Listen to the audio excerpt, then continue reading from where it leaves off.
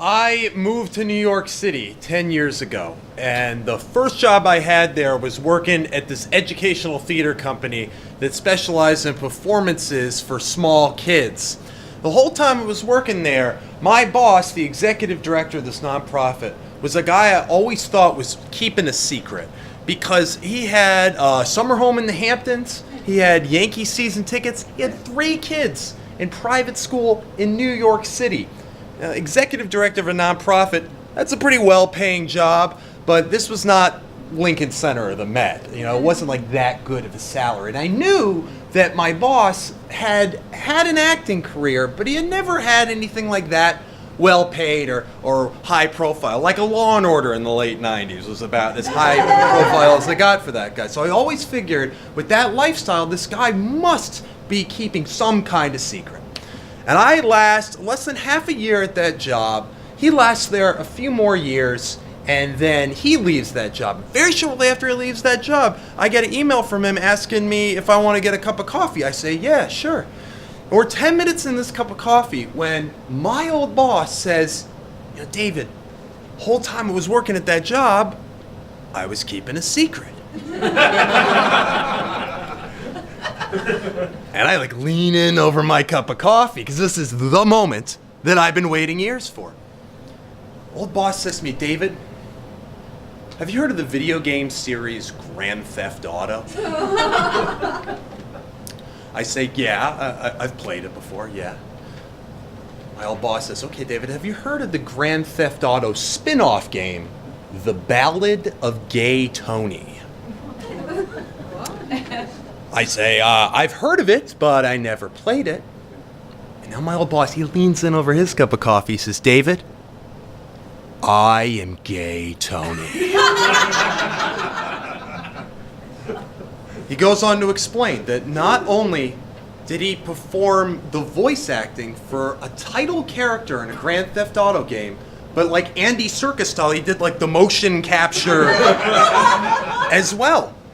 He tells me he did the whole thing under a fake name because he was afraid it would get him in hot water at our job. I asked him, what was your fake name? He said, D.B. Cooper. And I'm like, D.B. Cooper? You mean like that guy in the early 70s who hijacked the airplane and jumped out the back of it?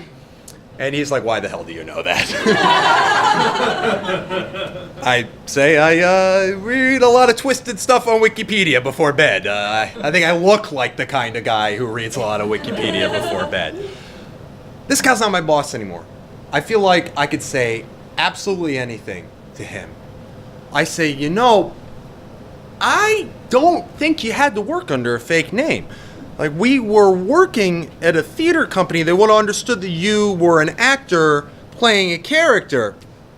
And he leans back and says, you know, David, maybe you forgot this, but Grand Theft Auto, incredibly violent and controversial video game series, and perhaps it slipped your mind, but we were working at a nonprofit specializing in performances for little kids. And let me tell you, David, Ballad of Gay Tony, not gonna win a GLAAD award.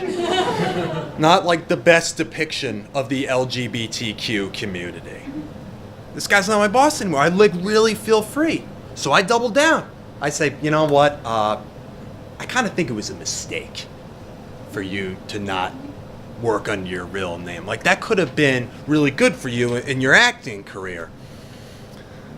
My old boss looks at me and says, David, how do you think it would have gone over in the boardroom at our old job if they knew I was the title character in a Grand Theft Auto game saying lines of dialogue like this line of dialogue?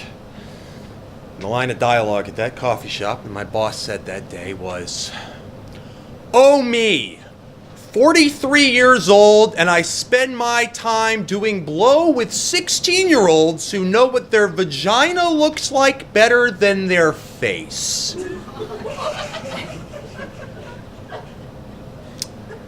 And I looked at my old boss, and I said, you know what? Good call, D.B. Cooper. Thanks, folks.